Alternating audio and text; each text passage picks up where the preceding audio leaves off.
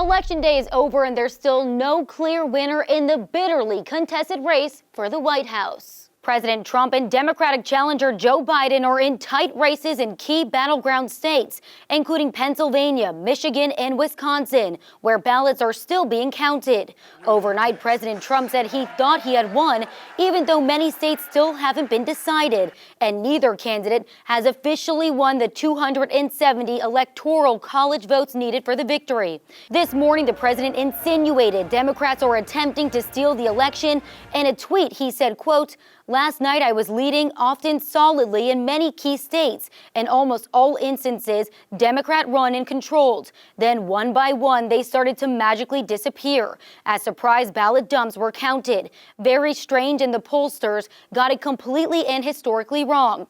Overnight, Trump also said he would take the election to the Supreme Court, but wasn't clear on what legal basis.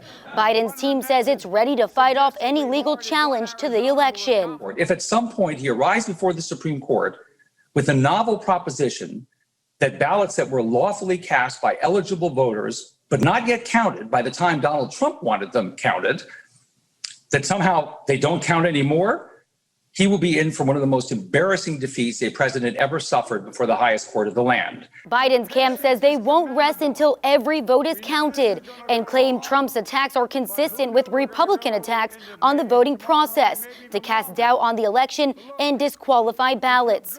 The former vice president's campaign believes Biden is on track to win the election and says he'll address America later today. Locally, it was a disappointing night for Long Island Democrats.